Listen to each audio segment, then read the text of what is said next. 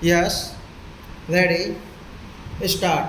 Agro processing industry provides a critical link between the agriculturist and the urban consumer. We will strengthen this link among other things by encouraging collaboration between the cooperative agriculture sector and the corporate sector. Opportunities in exports of food products will be vigorously pursued. We intend to give vastly higher policy attention to the small scale industry and Bhagidari sector as these are important sources of self employment. This sector makes the highest contribution to the country's GDP. My government will welcome suggestions from the CII and other industry organizations as how to provide to this sector. Critical developmental inputs such as e.g. adequate and timely credit marketing infrastructure and appropriate technology, housing and construction are the greater generators of productive employment next only to agriculture and services. The national agenda for governance has pledged to facilitate construction of 2 million new housing units each year with priority for low and middle income family needs. Within the next 60 days, my government will unveil a national housing policy. All impediments in the realization of our stated goals in the policy will be removed forthwith.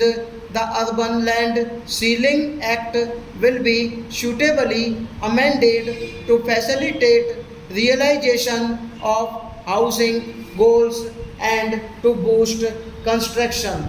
Information technology is an area of special importance. It has already revolutionized the world. No country can hope to develop global competitiveness if it ignores information technology. This is one area where India can quickly establish global dominance. India can be fully competitive in this area with tremendous payoffs in terms of income generation and creation of high quality jobs. This area also provides an alternative and attainable opportunity to Indian business and industry to become software cagars.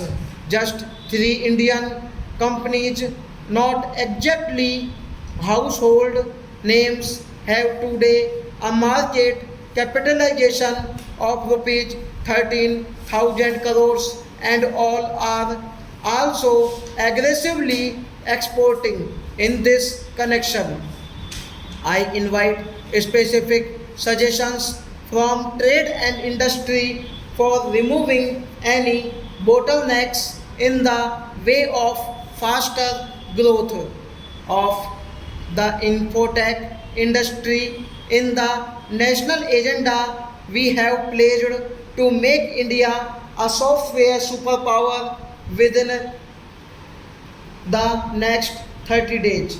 We will set up a national information technology task force which will formulate a draft national informatics policy. The government will initiate immediate steps to effect reforms in the public sector.